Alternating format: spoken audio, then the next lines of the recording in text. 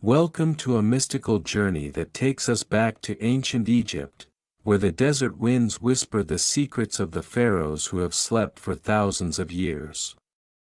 Crescent moon under the endless golden sand, there are hidden magnificent tombs but also full of creepy curses, protecting the sleep of kings who do not want their names to be forgotten or misremembered. In this story, you will join Menka, the one who reads the breath of hieroglyphs, and Neith, the girl who carries half of her name into the tomb, walking through dark corridors, listening to the breathing of stones, meeting shadows that only appear when the moon rises, and piecing together a name that has been broken into pieces for thousands of years. Will they find enough pieces of the title hidden by thieves in the night markets to return it to the deceased? Or will the curse awaken once again, forcing them to become part of the eternal story? Be prepared, because once the tomb door opens, not everything is ready for you to see. Night lay over the desert like a velvet curtain sprinkled with golden sand, and the wind blew from the west, carrying the scent of hot and cold stone.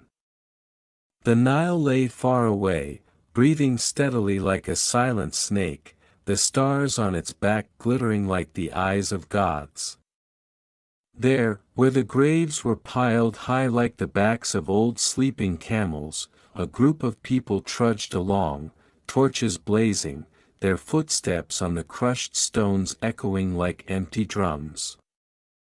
They were hired gravediggers, scholars, blacksmiths, hammers and brooms, all led by a dark-eyed man with a leather thong for his hair, whose name was Menka. He was neither a magistrate nor a priest, he was a bearer of forgotten inscriptions. A reader of the breath of hieroglyphs on the cliffs. In the darkness, the young woman wrapped in a white scarf walked close beside him. Her name was Neith, the daughter of a family of shroud weavers, born and raised amid the scent of pine resin, myrrh, and silent prayers. She had eyes as blue as midnight after a wind, rare in this land, and her fingers trembled slightly when they touched stone, as if she were stroking a scroll of papyrus so thin that one could hear its whisper. Neith had the gift of listening to stories that flowed in silence. Menka had the gift of calling them up, standing before the listener like a soul just released from its muzzle. They were searching for a tomb buried in the sand. Rumor had it that deep below, an unnamed pharaoh lay, his crown hidden in the darkness, his scepter clutched, and beside him were canopic jars that held his organs, with curses etched like veins on palm leaves. Whoever touched them would bring upon himself a long night, and the city would watch in terror. Do you hear that? A black-armed worker stopped, torch dangling. The sound was the wind passing through the cracks in the rocks, turning into a soft whistle like a child in a deep sleep. Menka tilted his head, smiling faintly. That is the sound of the grave breathing. The sand closes like closed lips. When the weather is cool, the grave misses you. Neith did not smile. She gently lifted her hand to part a patch of sand, where the ground had sunk into a circle, like the mouth of a covered well. She whispered, "To no one, if you do not want us to come in, please make the wind stronger." But the wind only blew wearily through the veil, leaving the question alone. They chose that spot. Pitched their tents, buried the dry wooden stakes, and, at Menka's advice, burned incense to appease what the eyes could not see. The blacksmith, a man named Hori, with a face as rough as sandstone, put down his hammer, looked at the fire. If the curse is true, what will become of us? Menka replied, his eyes never leaving the ashes. The curse seeks only the worthy. The greedy will hear it as a call. The fearful will hear it as a lullaby. Hori laughed, then fell silent. For from the flames, a wisp of smoke curled into a thin bird, rose, and vanished. Neith watched, and for a moment the bird perched on an imaginary inscription in the air, a broken ankh, and then disappeared. She shivered, pulling her shawl closer. The next morning, before the sky was even blue, Menka had marked out the landmarks, measured them with a hemp rope, calculated each step according to the strange proportions he had written in his head, and sent men to dig. The sand crumbled like crumbs, the sound of the iron-edged shovel biting into the hollow. By noon, the shovel blade was tapping on a hard surface. Hori and two others chipped away the sand, stroke by stroke, revealing a slab of white limestone that had turned the color of the old moon.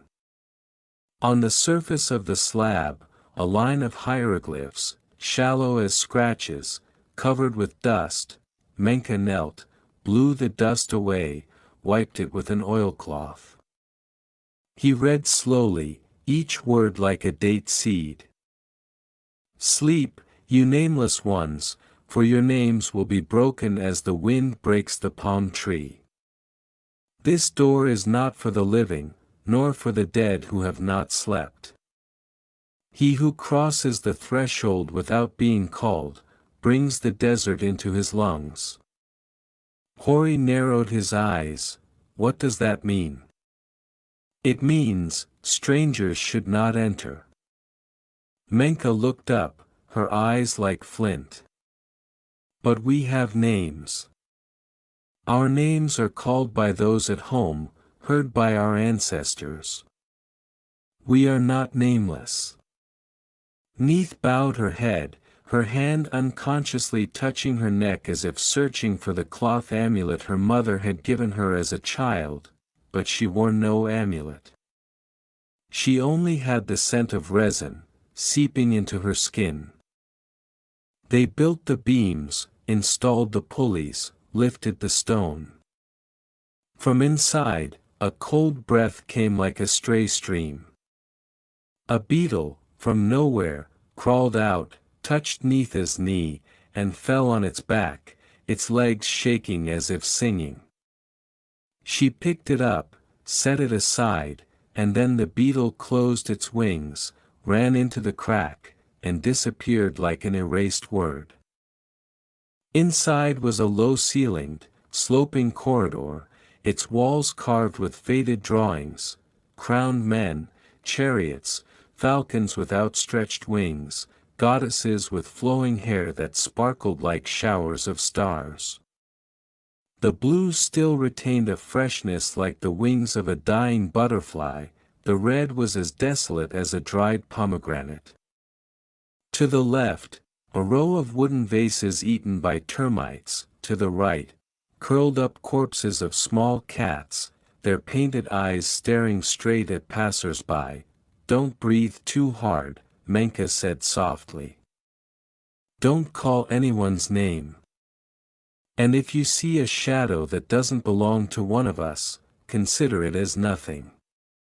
The workers nodded, their backs a finger lower. Neith followed Menka. With each step she took, she heard a light tapping sound like a drop of water falling into her palm, steady. She counted, 8 beats, 12, 20. Then the tapping turned into a rustling sound like dry leaves rolling on stone. She looked up and saw on the ceiling a long strip of letters, one after another like a fiery dragon. She couldn't read it, they only saw them move slightly, as if someone had just finished writing, the ink still wet. They reached the first room. Inside, 4 stone statues stood guard at the corners, each representing a god with a different head, a jackal, a falcon, a bear head with thick hair like a palm hat, and a crocodile.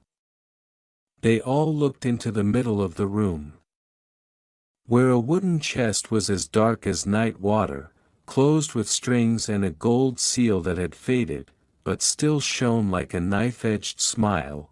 "Don't touch," Menka said. "Just look." He cocked his ear, as if listening to the chest speak. "Empty." Hori turned. "Open if it's empty. Leave if it's empty." Neith took a step forward, then paused. She heard a faint sound from the chest, like an old man's snort, then silence. She backed away. They continued on, through a row of narrow doors, each with a shallow inscription, each word like a hair pulled taut. Menka read silently, her lips moving. In the last room, the stone door was jammed with sand, and it took 2 people to push it open. When the door swung open, a strange scent poured out, not quite rotten, not quite fragrant, an ancient scent, like the paper of a child who had died of old age. The torch flickered, its flame breaking into fluttering red flowers. Inside was the burial chamber. On the central pedestal, a red granite coffin lay still. Its lid carved with the face of a sleeping person, its lips closed in secret. Surrounding it were objects that had lived another life, small green-painted boats, eye-shaped amulets, statues of stooping slaves, vases carved in the shape of a starry sky. There were also strips of shroud rolled into rolls, unused, like rivers that had not yet found the sea. "He did not want his name known," Menka said, running his fingers along the engraving as if caressing an old wound. "So this place has no name. But what is not said is sometimes the loudest. What do we take?" Hori asked, his voice as rough as crushed stone. "We take answers," Menka said. "Not gold." He turned to Neith. "What do you hear?" Neith looked down at the floor. Between the tiles, there was a small square of a different color, pale as the surface of water in a dream. She knelt and put her hand on it. Cold. From beneath the stone came a sound, far away, like footsteps on a spiral staircase. "There is something down there," she whispered. Menka nodded. He told everyone to back off, then slid a thin knife into the crack. The square rose like a box lid, heavy but obedient. As the lid fell away, a gust of wind rose from beneath the glaze, carrying the scent of damp stone and dried flowers. It was a real staircase, twisting downward, thin as the entrails of an ancient snake. "Just the 2 of us," Menka said. "Me and Neith." He looked at Hori. "Stay here. If we don't come up when the torch is half gone, let the rope down." Hori started to argue, but the sight of the torch, the fire eating away at the resinous ropes, made him speechless. Menka went first, Neith followed. The stairs were narrow, with shoulders tilted. Their shadows overlapped, forming a third shape as thin as a knife's blade. Each step seemed to have been carved by a blind man, distorted but solid. As they descended, the sounds of the world above faded. Only the sounds of the heart, of stone, of a patience that outlasted all else. They reached the bottom. There was another narrow door, but it had no door. It was just a boundary, the other side as dark as closed eyelids. Menka raised his torch.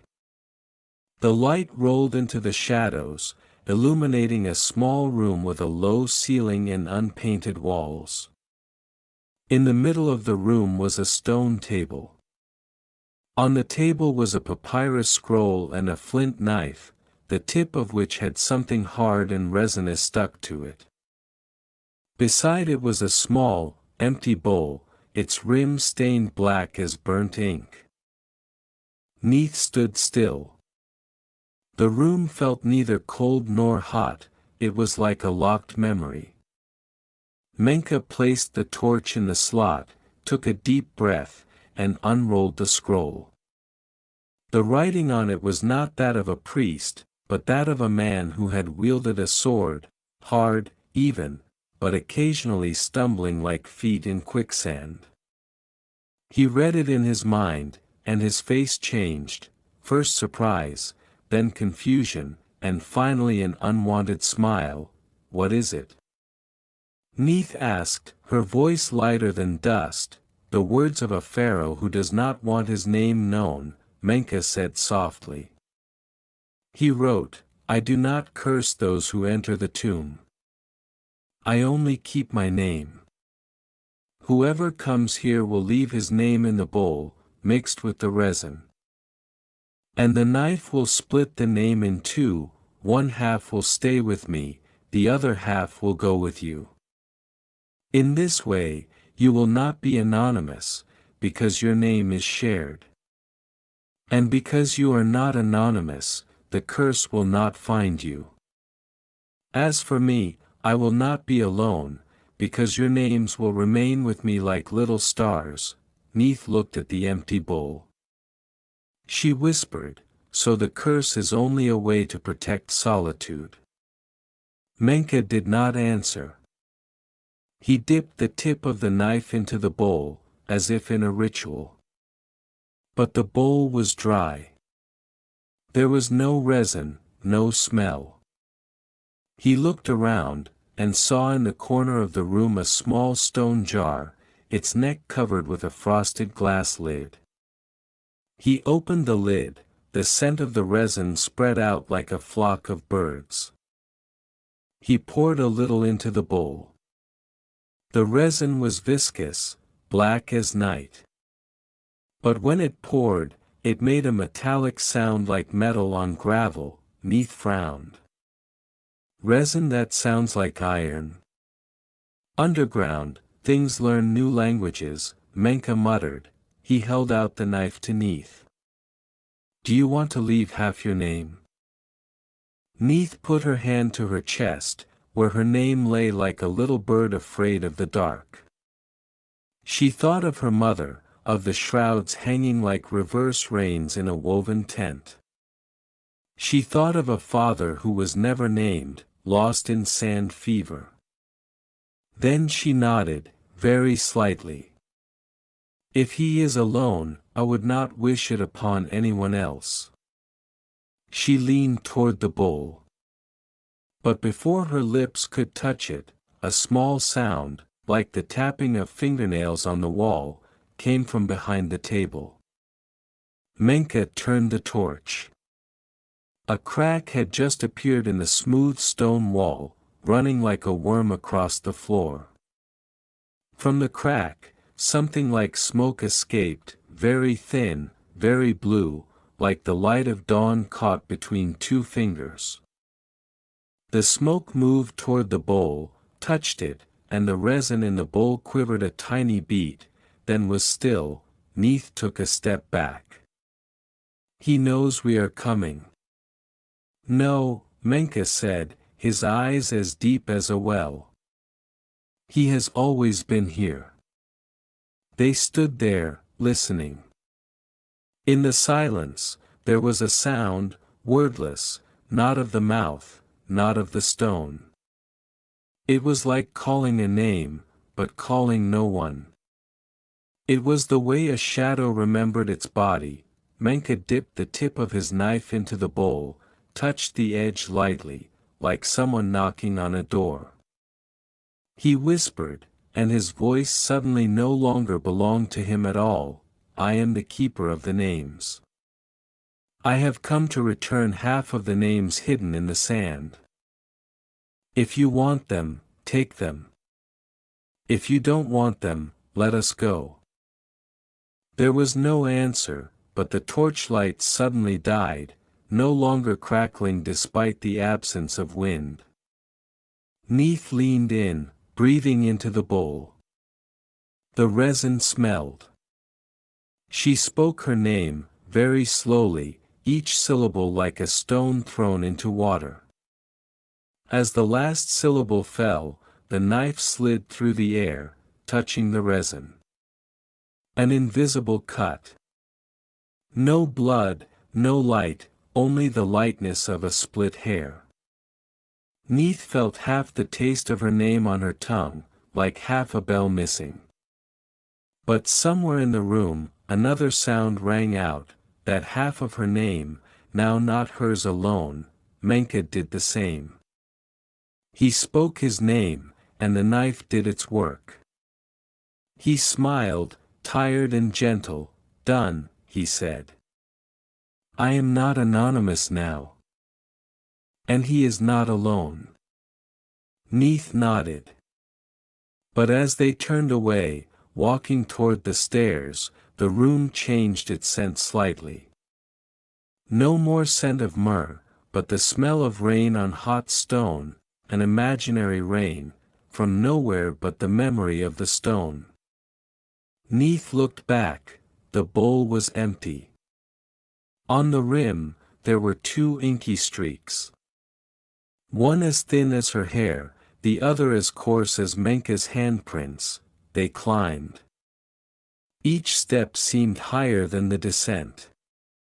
As their heads passed through the small opening, Hori rushed forward. What took so long? Then he paused, looking deeply into Neith and Menka's faces. "You look different. Where is it different?" Menka asked, wiping his sweat. The voice. Hori said. "It sounded like someone was talking to you at the same time, very softly." Neith looked at the torch. The fire had burned halfway down. "That's enough," she said. They went back to the burial chamber. No one touched the coffin. Menka just put his hand on the rim, bowed his head, like a visitor to an old man's room, not waking him.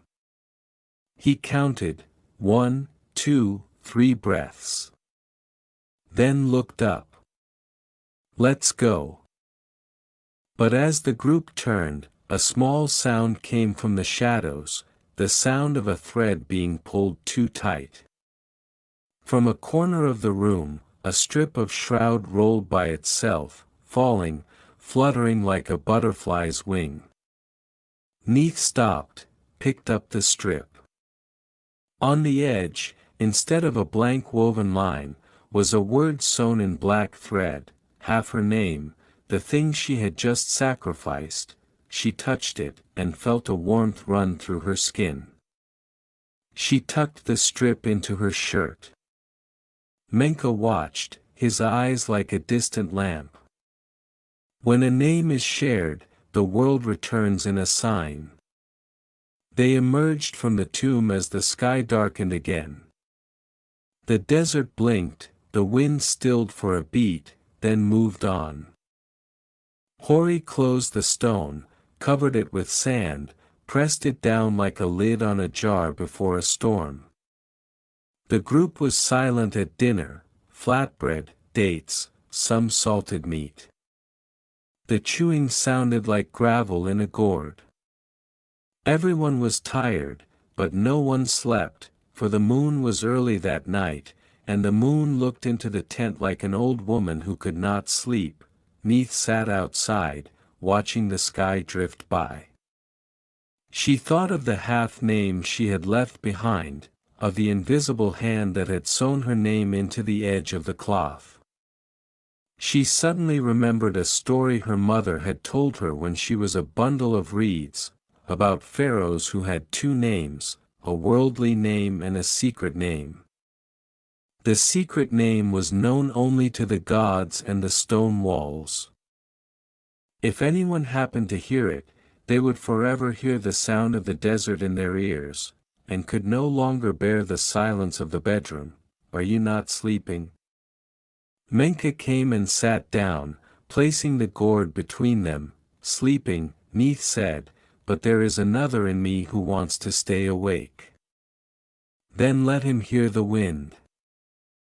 The wind through the night brought its story to the tent, a story of bald men walking in the sand, of wooden boats crossing the sky because the sky had rivers, of a name forgotten so long it became a sand dune, and of beetles rolling the sun like a stone before a grave.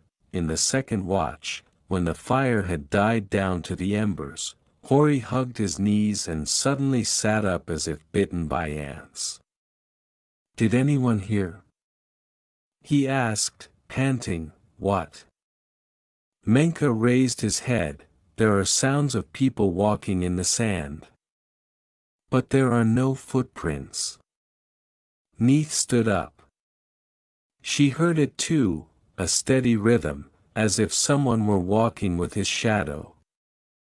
She walked out of the circle of fire, to the edge of the cool sand. The moon traced long feathers on the ground. There she saw. Not a man, not a beast. She saw a shadowy figure, like steam rising from a cold water jug, passing through the camp, touching nothing, leaving only the feeling of mending a tear in the air. The shadow stopped where the stone had been, and bent down a little, a gesture like the wind bending over water. Then it turned, toward Neith. She did not retreat, nor did she advance. The shadow stopped a step ahead of her. For a moment, Neith saw a face emerge from the mist, painted eyes like those of a dead man buried with gold, a small scar at the corner of his mouth. The face did not speak, but her forehead was suddenly cold as if it had been engraved. Then the shadow melted away, like a silk handkerchief dropped into a river. Menka arrived just in time. "You saw?" Neith nodded. "He went to see that the door was closed. And saw your name on the cloth." Neith said no more. She heard the sand behind her take a long breath, a breath as long as the night stretched. The next morning, as the sun rose above the horizon like a coin thrown from someone's pocket, Hori found the best camel of the caravan dead, its legs still bent as if ready to stand.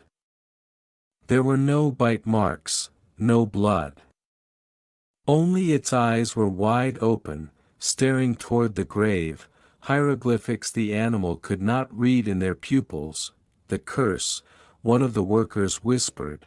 "No," Menka said, his voice weary but firm. "That is the price of calling names." Hori scowled. "Whose names? Whose names are we calling?"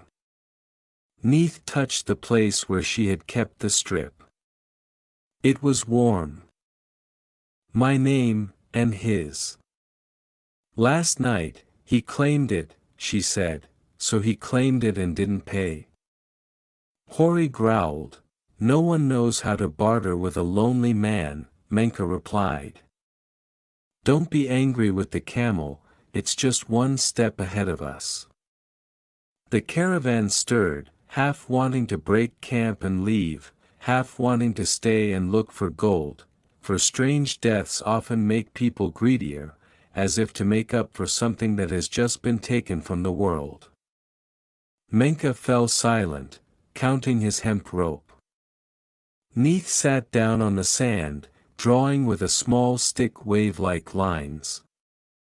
She wrote her name, but only half. Then she wrote the other half, which she no longer had. She didn't know how to write. So she just drew a closed eye. Suddenly, a wind picked up. It was not strong, but it came from many directions at once, like hands touching a flag at once. The sand ran across Neith's mark, not erasing it, but adding to it. As the wind passed, a strange line of writing was left on the sand, not hieroglyphs, not Greek, not the writing of the Eastern traders who had called at the port. It was a ripple, like the way the waves write on the shore, readable only by those who had stood too long at the shore. Menka looked, frowning. He said, "Don't go." "I'm not done with what?" Hori asked, sweat beading on his temples even though the day was not yet hot. Neith answered, her voice like the skin of a pomegranate, "Not done with returning what was taken, not the gold. Not the goods, but another name." She looked up. "The name of the man who buried him." Silence fell over the camp like a heavy blanket. At length, Menka said, "In that case, we shall have to find out the stories of the living before we go. The living have hidden their names, and the dead are demanding the truth." "We are not officials," Hori growled. "We are diggers." "Just as the arm is not the eye," Menka replied softly. "But when the eye is closed, the arm must touch." Neith stood up. "Then go down further." Hori wanted to stop him, but he only gritted his teeth. There were some things where the word no broke in two as soon as it was uttered, like a dry branch in the hands of a child.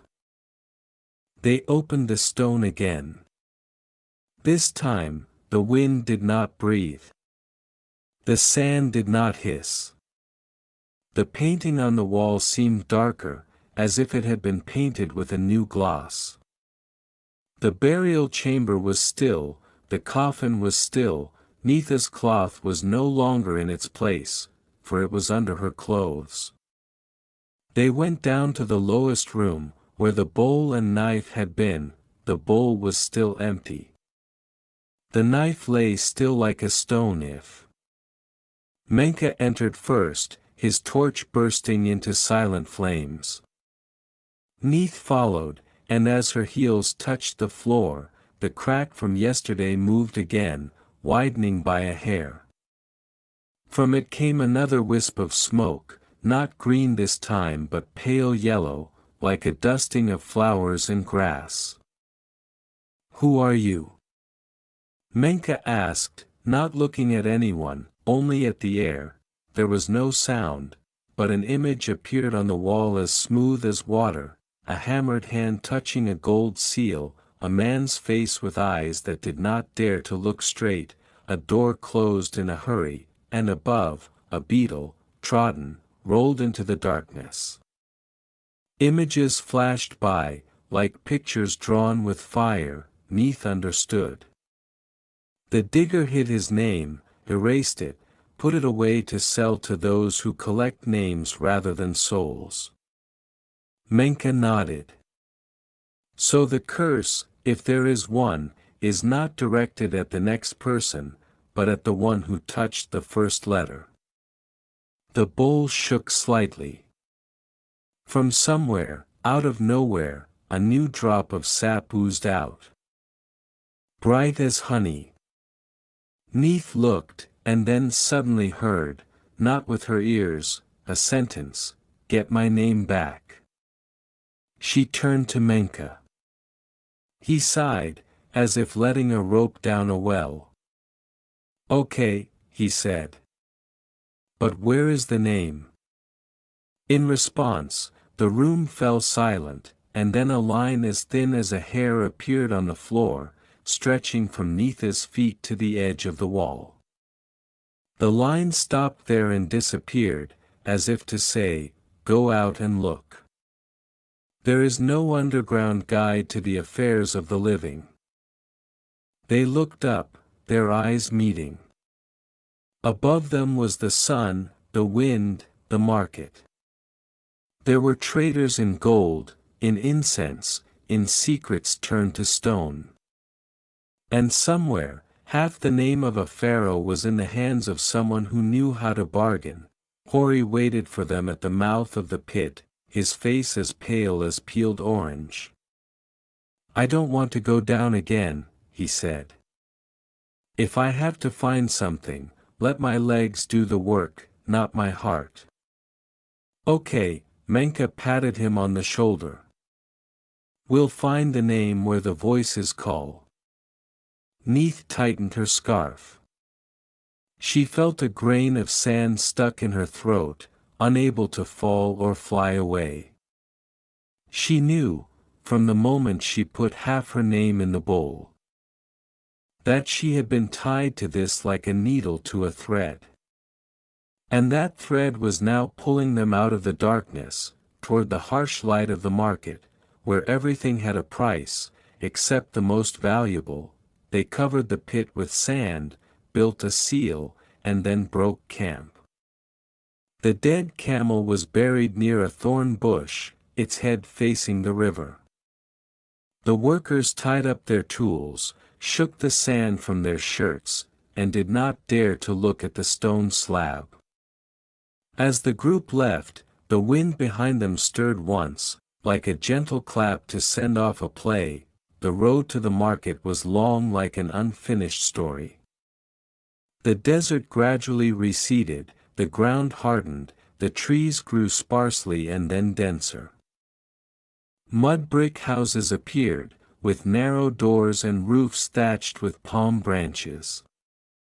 The smell of dried fish, lime, and sour milk flowing on hot rocks. The cries of customers, the sounds of children hitting sticks like cobras, the crowing of roosters. And in the midst of it all, offensive looks, curious, bored, calculating, and sometimes awed when they noticed Neith wearing a shroud with half an arrow sewn into it in black thread around her neck. Menka led the group into a fish-spine alley. At the end of the alley was a low, slanted shop, hung with plaques engraved with the words of many lands. Inside was dark, and the smell of incense mingled with the smell of mold and copper. The shopkeeper was an old man as thin as a dry twig, with small eyes that were as bright as peppercorns. He rubbed his hands together as if he were warming them on a cold day. "Menka," the old man said, his voice both amused and wary. "Was it the wind that brought you here or the sand that carried you away?" "Both," Menka replied. "And I came looking for names." The old man raised his eyebrows. "Names are everywhere. On lips, in wells, in mothers' dreams. I look for names that have been taken." Menka spoke slowly. "Names erased from stone and sold like dried fish." The old man was silent, his eyes covered with a layer of dust, the kind that clings not to things, but to thoughts. Then he made a sign, inviting them further in, past a curtain of cloth hung with small amulets, past a shelf heavy with the smell of myrrh. At the back, a narrow room, light falling from a high window like a string. On the table were scrolls, broken pieces of plaster. The old man gently placed his hand on one of the plasters. On it, there was part of a hieroglyph, like a trap, like a basket. "Someone brought this 3 seasons ago," he said. "He said he found it. I didn't believe him. I paid him a small price. He laughed, said that was all he needed. Then he walked away, sand clinging to his heels like a shroud. I kept it because it kept me awake." Neith leaned in, peering closer. She felt the plaster breathe on her face. "What was his name?" she asked. The old man smiled toothlessly. "He did not bring his name into my door. But he brought a smell, the smell of the sweat of those who pretend not to be afraid." Menka picked up the mortar, his eyes dark as damp stone. This is part of the royal title. If we put it together, I will have my name erased. Do you have the other parts? The old man shook his head. I have only this trap. But I know that the collector on the other side of the river has taken another piece, the ring. He keeps it in a wooden box, high on a shelf like his eye. He will not sell it cheaply. Hori grumbled, I will take it and not sell it. I can take it, the old man shrugged. But the price of taking it from the greedy is the softness of the hand. Your hands are all stone. Neith touched the mortar. She felt a very small sound inside it, like a beetle pushing, pushing, pushing, not the sun, but a word. We will find enough, she said, not knowing to whom. And when the name is full, he will sleep again. Menka put the mortar in the cloth bag and bowed to the old man. Thank you, keeper of things that keep others awake. The old man smiled again, this time with teeth, teeth of darkness. Go. And remember, when others sleep, sand wakes. They stepped out, the sun like a well-sharpened knife. Across the river was the landing, ropes tied to poles like coiled snakes. Menka bought a ticket for a small boat, the oarsman as thin as a singing reed. As the boat swung out into the water, the river breeze was as cool as the hand of a long-dead mother. Neith looked down, saw her own shadow and Menka's swaying like two uncombined letters. She thought of the bowl, of the knife, of the split arrow. She thought of the shadow of last night, of the dead camel like an open parenthesis without a close, the other shore drew nearer. There, the collector held the arrow's ring, laughing and bargaining in silver. There, the story took a different turn. Where curses did not need to kill to do their job, binding, reminding, tying threads from the living to the dead to weave a tapestry on which every footstep made a sound, and as the boat touched the shore, a strange wind blew back from the desert, around Neitha's neck, as if someone had said, "Don't forget, your name is no longer your own." She smiled very slightly, a smile for the reflection of the water. "I know," she said loud enough for the wind to hear. "But some names only come alive when they are shared." The boat reached the shore. The damp stone steps smelled of old moss. The crowd drifted away like sand from an elephant's feet. And in the midst of that noise, the story continued. Whispered under the cries of hawkers, under the sound of oars, under the sound of a strange bird calling on the roof tiles. Because somewhere, in a house with small windows and high shelves, a piece of the royal title circle awaited the hand not of the greedy, but of those who had divided their names. To restore the name that had been taken. They looked up at the stone steps, and walked. Up there, the voices of the antiques whispered like wine through the neck of a vase. Up there, a bargain would unfold, between the price of gold and the price of the peaceful sleep of a king who did not want anyone to know his name. And up there, before the sun sank behind the roofs, a door would open slightly, allowing the story to enter a shadowy room, the riverside street coiled like a snake sucking in the scent of silver, the low eaves casting shadows on the stone steps.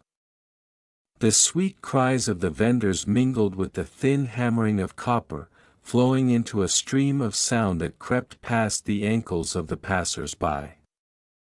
Menka led the way. his hand lightly touching each lime wall as if asking, while Neith walked beside him, her face half covered, her shirt concealing a half-stitched strip of cloth that quivered with the rhythm of her heartbeat. The collector's door was behind a black archway, above which hung a wooden sign carved with the shape of an eye, open by day, closed by night. Inside, the scent of incense mingled with linseed oil, leather, and darkness. The floor was tiled with worn blue tiles like a wind-blown river, and shelves reached up to the neck, holding cups, vases, figurines, pieces of plaster, and letters torn from the wall like the scales of an ancient dragon.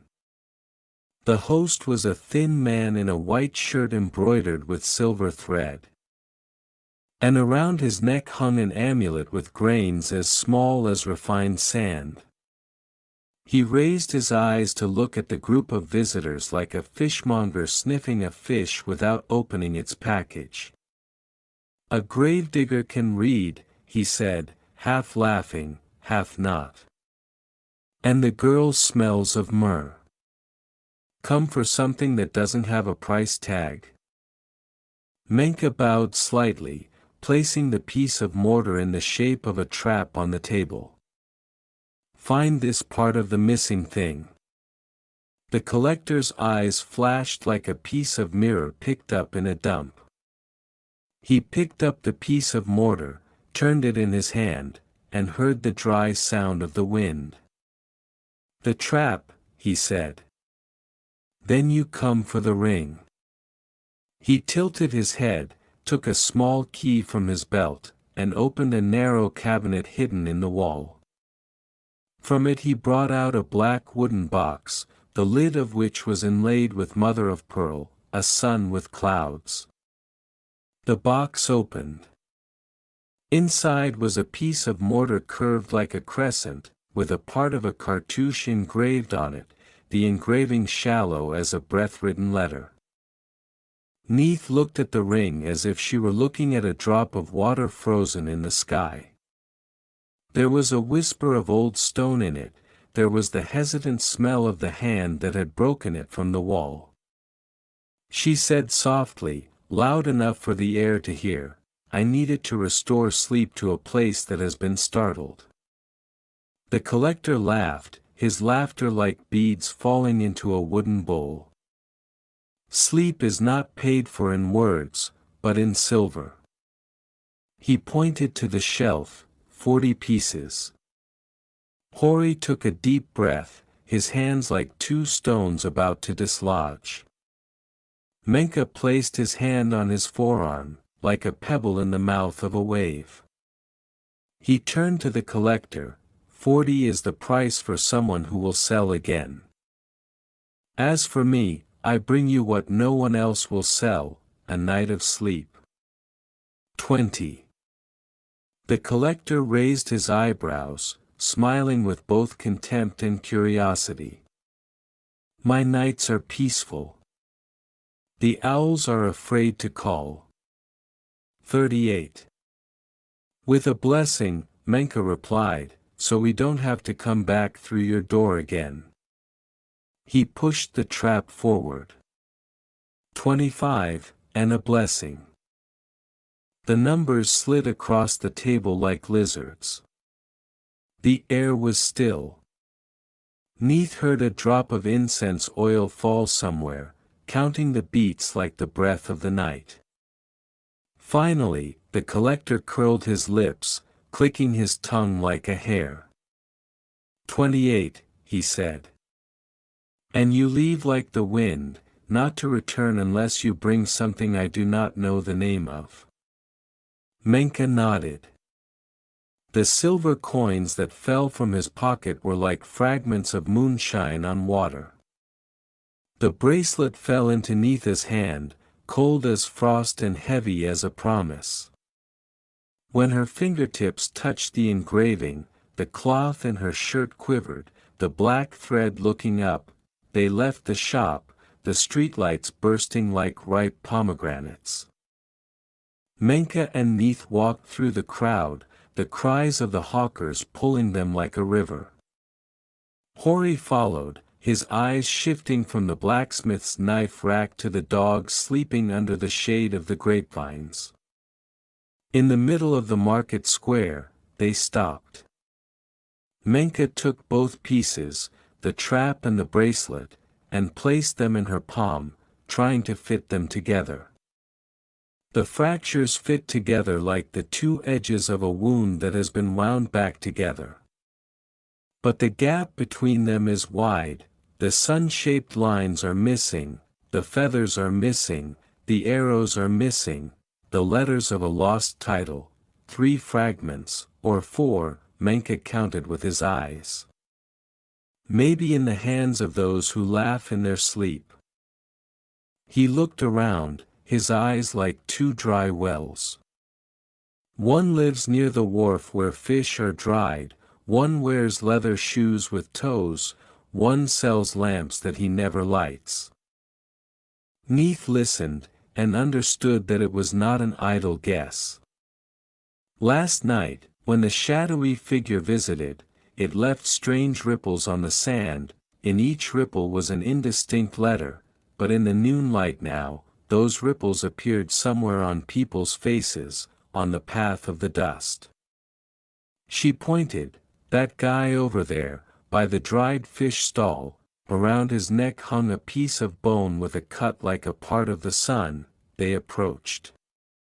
The dried fish seller smiled toothlessly, the skin on his neck rough as bark, his eyes sparkling like fish scales. On his neck there was indeed a piece of bone as thin as horn scales, with curved lines that did not belong to bones, they belonged to letters. Menka bought a handful of fish, paid, and then asked softly, as if by chance, a beautiful amulet. Do you sell it? The fish seller touched the amulet, smiling, this is lucky. The day I picked it up, the fever went away. If I sell it, would I be selling my sleep? Trade your sleep for the sleep of another place, Menka said, placing a silver coin on the wooden table. And some incense to lessen the chill of the night. He smiled, shook his head, then paused as if remembering a scent. He looked at Neith, at the scarf, at the half-open strip of cloth. His eyes softened a little. The shroud weaver's daughter, he said, not asking, as if telling an old story. My mother used to sew letters onto cloth for the dead of the rich. And I looked, not understanding the letters, but understanding the sound of the needle. The needle moves like breathing. The daughter of the needle breathes like that. He took off the amulet and placed it in Neith's hand. Take it. I don't sell sleep. I return the sound of the needle. Neith bowed his head, the thanks not coming from his lips, only from his eyes. The bone talisman touched 2 pieces of mortar, 3 cracks touching like 3 strings meeting the same note. A part of the sun appeared, half a bird's wing opened, the tuned sleep shifted slightly under the soles of his feet like a fish changing its course. They left the fish market, the smell of salt and sunlight falling from their shoulders like scales. Following Menka, they came to the alley of the lamp seller. The shop was as dark as a black jar that had never held fire. Hundreds of lamps made of earth, bronze, and blue glass hung like sleeping bats. The fat shopkeeper had lips moist as honey, eyes as dull as oil in a bowl. He squinted, any lamp can be lit if you have warm hands, is there any that can be lit without hands? Menka asked, he smiled, shaking his fat, the lamps of the departed need no hands, only their names. He pointed to a high shelf, where a small limestone lamp, as pretty as a dewy egg, hung. On the body of the lamp were engraved lines finer than a fly's hair. Neith looked up. The lines were not designs, but letters shrunk by fear. She felt the cloth in her shirt as hot as a small coal. How much? Menka asked. The fat man smacked his lips. The name of a living man, spoken into the mouth of the lamp drinks half, and the other half you keep. Hori spat on the dry ground, his eyes flashing with fire. Menka put his hand on his shoulder, and said to the lamp seller, his voice neither heavy nor soft, this lamp has drunk too many names. It thirsts for something else. 3 silver coins and a story to remind it that it was once a stone. The fat man lifted the lamp, pressed it to his ear as if listening to a conch shell. His face changed color in a shadow. He nodded, as suddenly as a mouse coming out of a crack. 3 coins, he said. And don't tell that story here, or another lamp will wake up and claim it. The lamp fell into Menka's hand, as light as a forgotten word. Joining the ring and the trap, it formed a corner of the sun. The back of the bird's wing showing a vein. There was still a gap in the middle of the ring, like the mouth of a blind well. There is one more piece, Neith said, fingering the broken line. It may be in a place where things are not sold, in a place where things are borrowed and kept forever. She looked up, past the tiled roof, where the tower of an old scribe's house was hidden in a vine.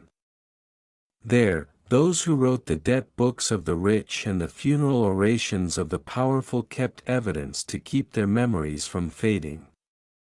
They left. The scribe's house was as silent as a silent tongue.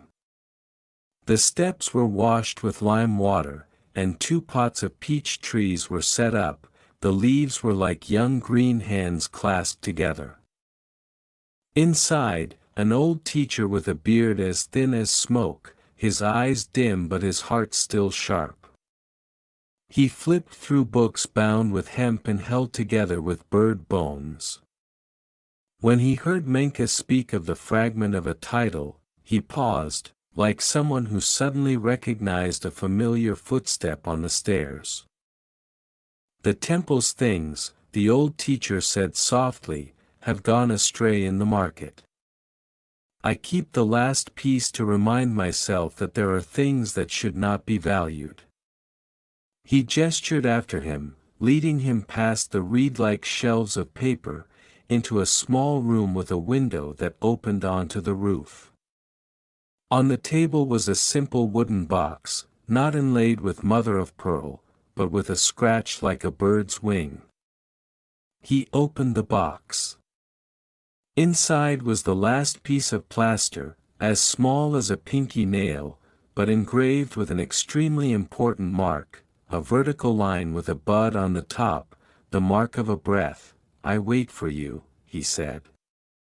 The old man died in his sleep, leaving behind a debt to the temple and to himself.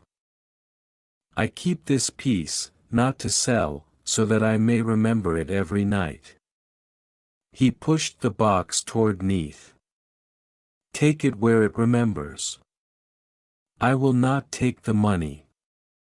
I will take your promise that you will put enough together so that the letters become a bridge for a soul to pass through.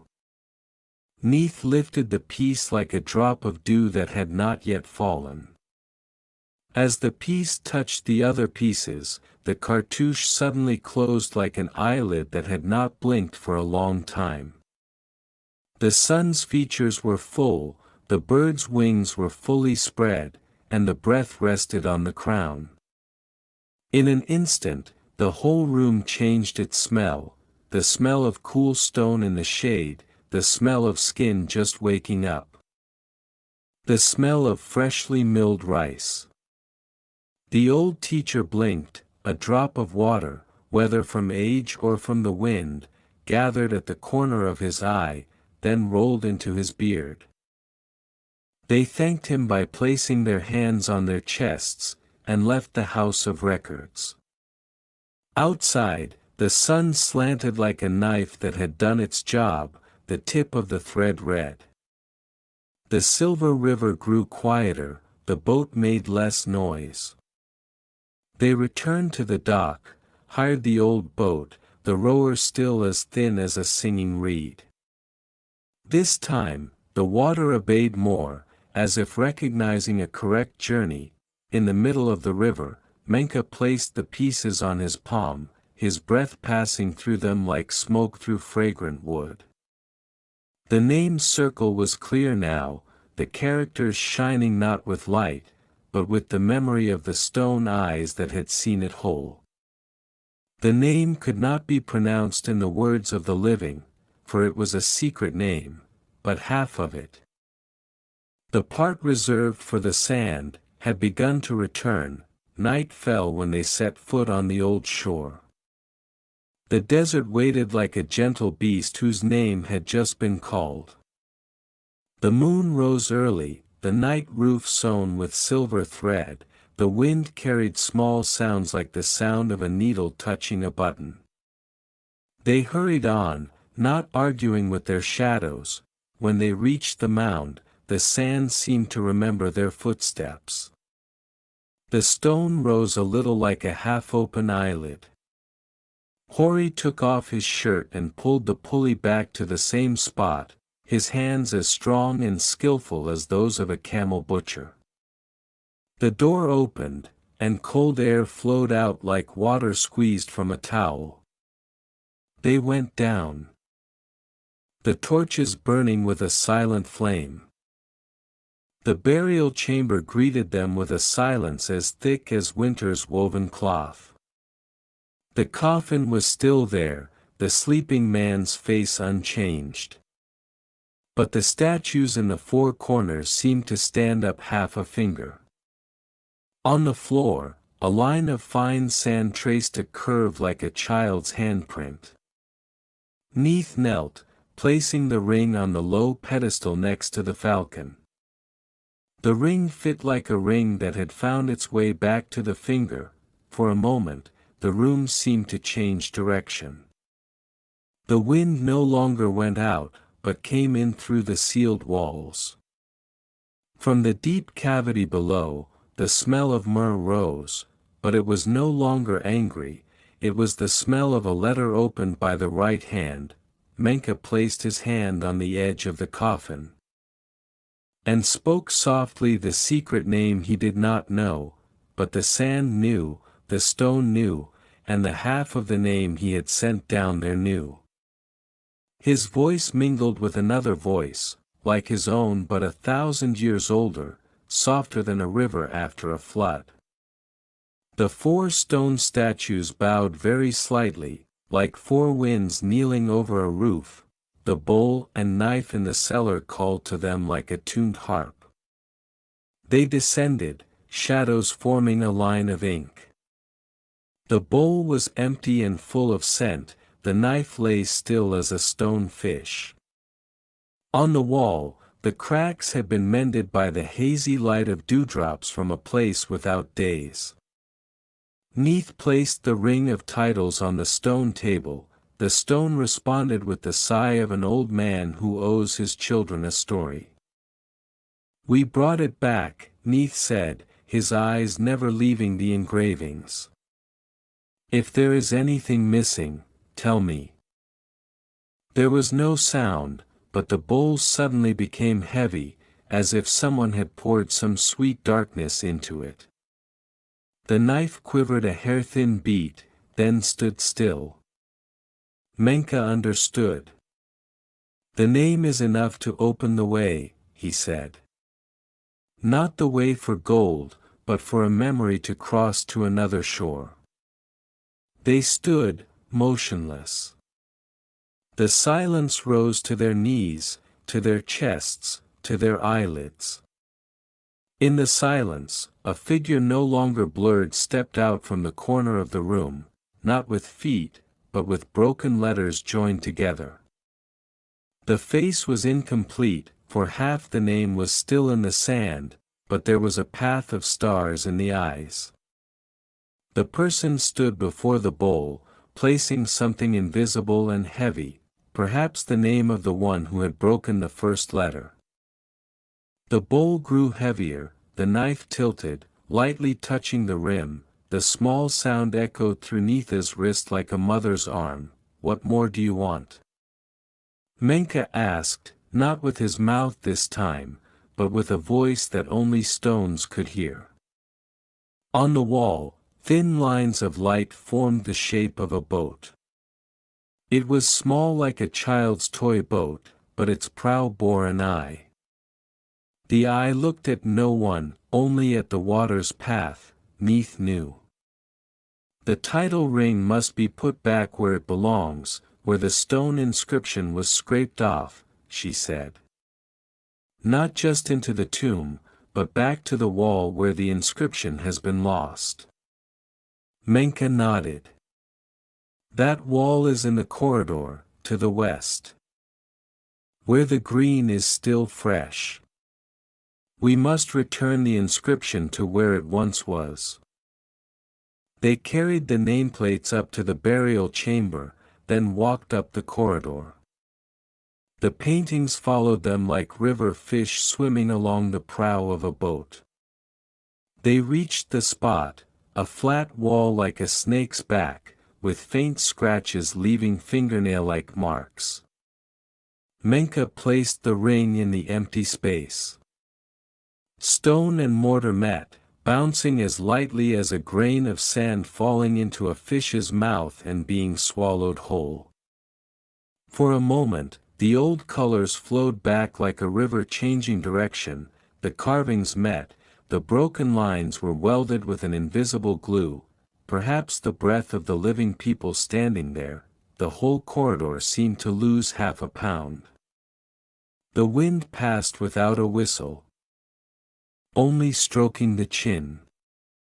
From deep within the tomb, there was the sound of someone leaving the house and pulling the door closed, unlocked. Neith blinked, sweat formed a round drop on her forehead.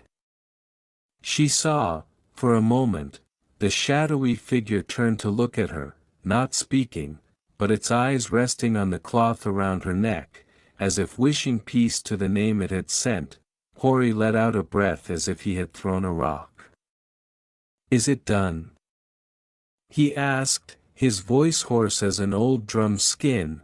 "The knowing is done," Menka said. "The not knowing will be done, if I do not wake it up." They returned to the burial chamber. Menka stood before the coffin, bowed once, and retreated. No one touched the pots, the boats, the slave statues. They no longer looked at them like thieves, they looked at animals that had been let go. As they reached the door, the torch flared one last time, like lightning, and then went out. In that brief darkness, everything was absolutely still, then the light of day filtered in like a thread of wool. They emerged from the mouth of the tunnel, Hori dragging the stone, pressing the sand, fixing the mark. The ground was flat and still, as if a word had passed through him and remained. The wind blew, carrying the scent of ordinary things, sweat, hay, camel skin, baked bread. But beneath that ordinary scent, Neith still heard a deeper layer, the scent of a sleep that had taken its name back. That night, the camp was silent. There were no unmarked footsteps. No dead camels with their eyes turned toward the grave.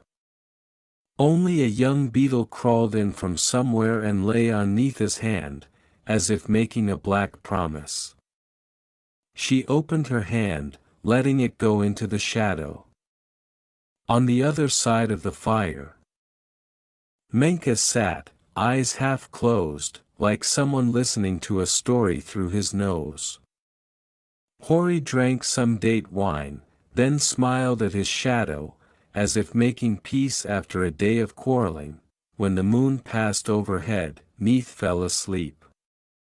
In her dream, she walked on a shoreless water, holding a washed knife in her hand, the knife no longer a knife, but a dry leaf. In the sky, the stars did not stand still, they moved in hieroglyphics, coming together, separating, coming together again, like birds learning to fly. A voice walked beside her, not stepping, just walking. A curse is not a claw, a curse is a thread. Tied to him who cuts the bridge between name and bed. When the thread finds its needle again, the curse turns into a lullaby. She opened her eyes before dawn touched the sand. The sky was still a deep blue like a vein of stone. She saw Menka already up, pouring water over his hands, washing his eyelids as if they were letters. "Where are you going tomorrow?" Hori asked, his blanket still wrapped around his waist.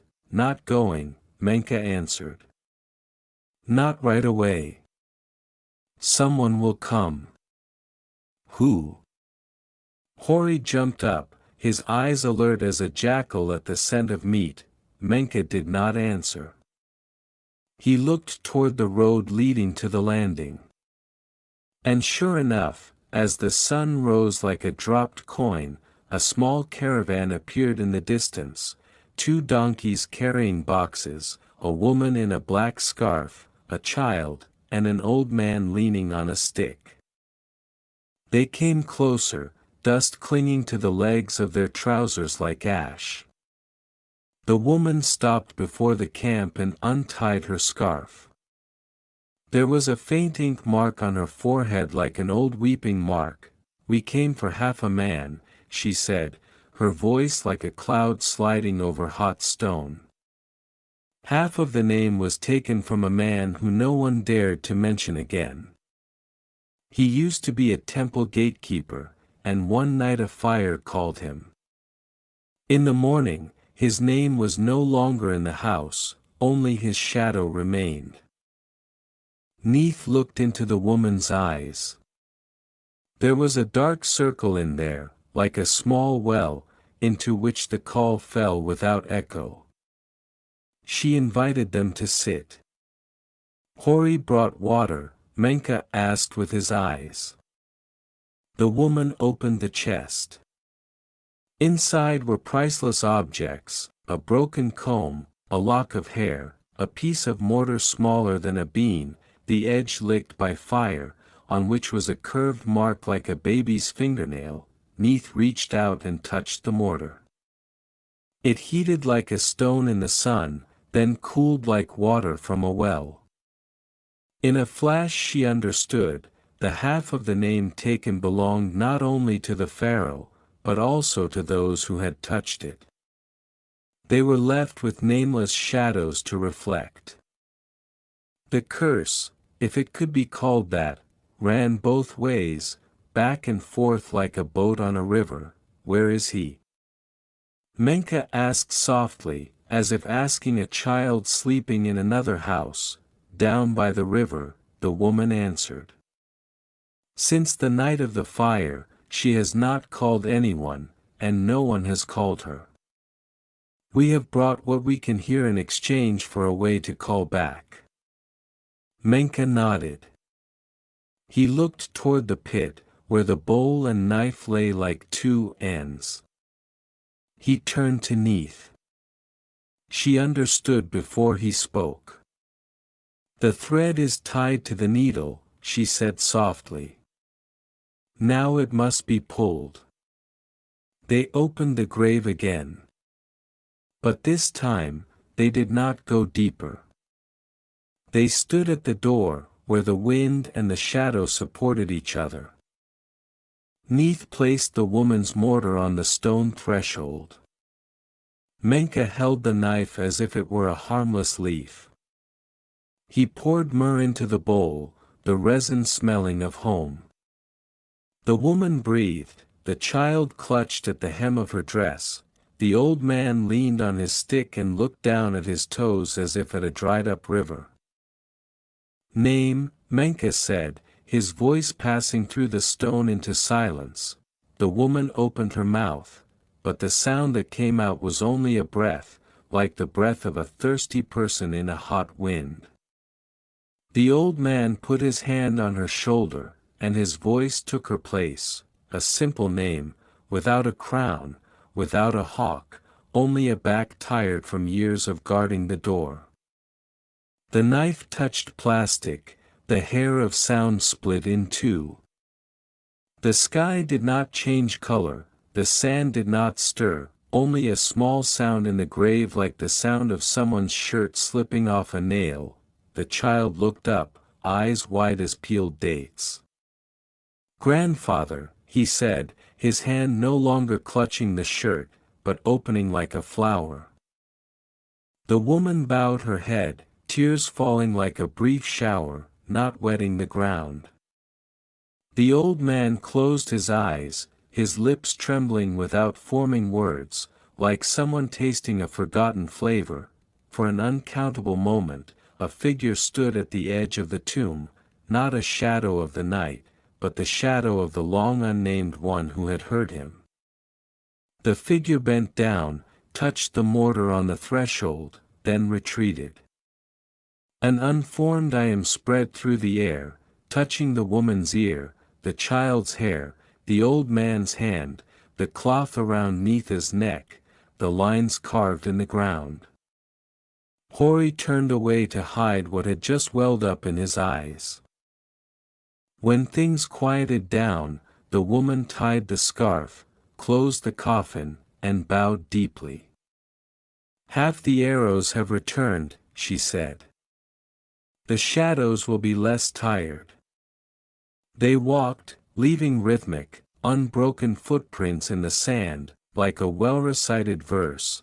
At noon, the shadows shrank under the tent pegs. Menka sat, twisting his knife as if turning a question. "There is more," he said. "The broken arrows are as numerous as the grains of sand. But we cannot bear them all. Our job is to return the bridge to this place. The other lines will find each other if the living listen." Neith nodded. She looked far away, where the horizon was like a thread tying the sky to the earth. In her head, the voice of the night before still echoed, now changed to a song with a refrain. The arrows are shared, the shadows part, the arrows return, sleep sews them together. She touched the cloth with her hand. On the black thread, half of her name seemed to grow a little longer, not to be returned, but to be joined by a call mark, a sign that some things are only full when they are taken away. In the evening, strange birds flew by, their shadows slanting on the sand like quick handwriting. Hori lit the fire, broke bread. Everything was the same again, but the same after being different.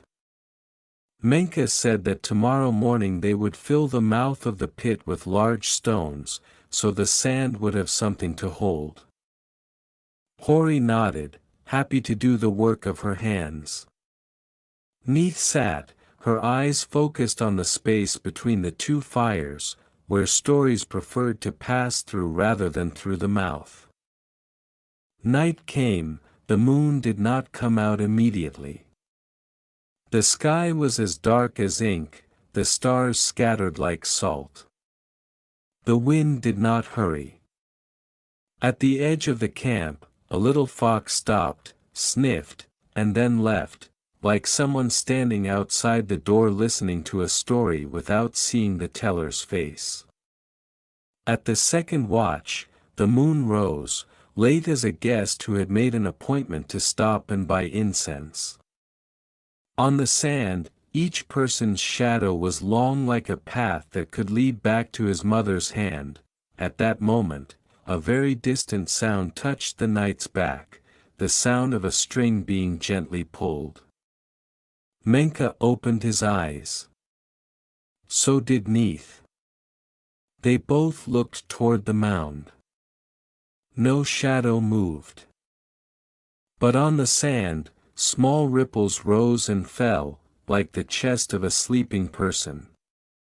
The wind said a wordless sentence, "Thank you." Hori turned, dreaming of a well full of water.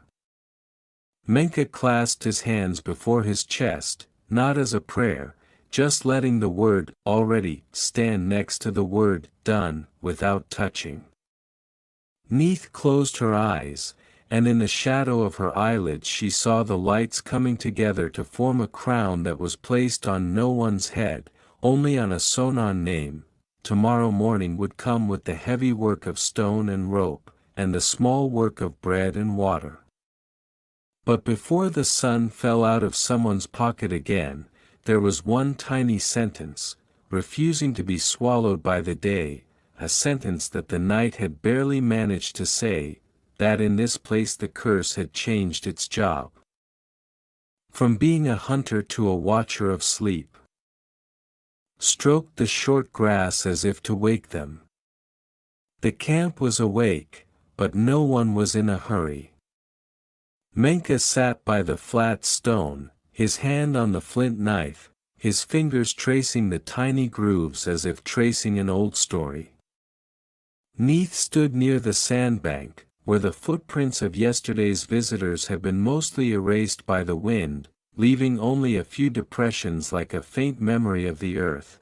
Hori carried the large stones to the mouth of the pit, his shoulders like pillars supporting a house.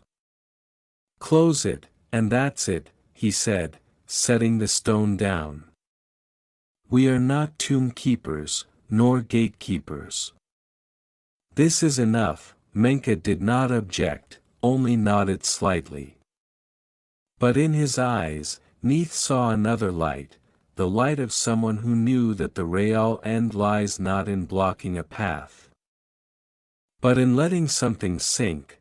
When the last stone was rolled in, the mouth of the pit was as closed as if it had never been opened. Menka sprinkled some yellow sand, like salt in a pot of soup, and bowed.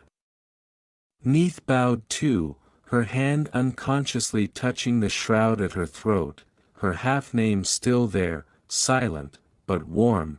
"Where shall we go now?" Hori asked, wiping her sweat. "To the river," Menka replied. "But not to the market. There is another place. Where the sand meets the water and the water does not flow away." He did not explain further, but gathered up his sack and walked west. The next morning the sun rose like a polished coin, its light spreading slowly across the desert as if someone were pouring honey through their fingers. The early morning wind was gentle, carrying no sand, but only gently stroking the short grasses as if to wake them. The camp was awake, but no one was in a hurry. Menka sat by the flat stone, his hand resting on the flint knife, his fingers tracing the tiny grooves as if following an old story. Neith stood near the sandbank, where the footprints of yesterday's visitors had been almost completely erased by the wind, leaving only a few depressions like a faint memory of the earth.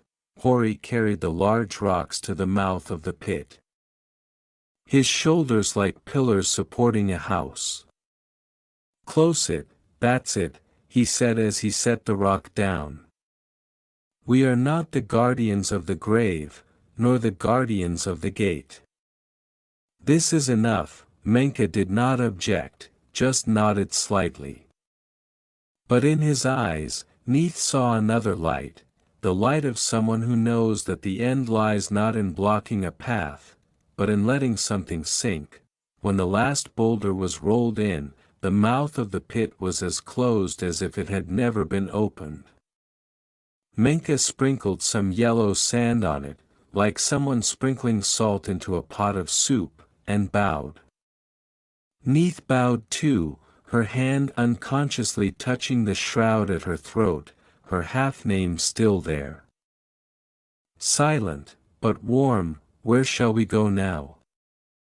Hori asked, wiping her sweat. To the river, Menka said. But not to the market. There is another place. Where the sand meets the water and the water does not flow away. He did not explain, but gathered up his sack and walked west. They passed low sandbanks, where old palms stood like soldiers who had forgotten their spears. Soon a body of water appeared, not large, not deep, but smooth as glass. The shore was covered with shiny black rocks, and scattered with broken pieces of old pottery.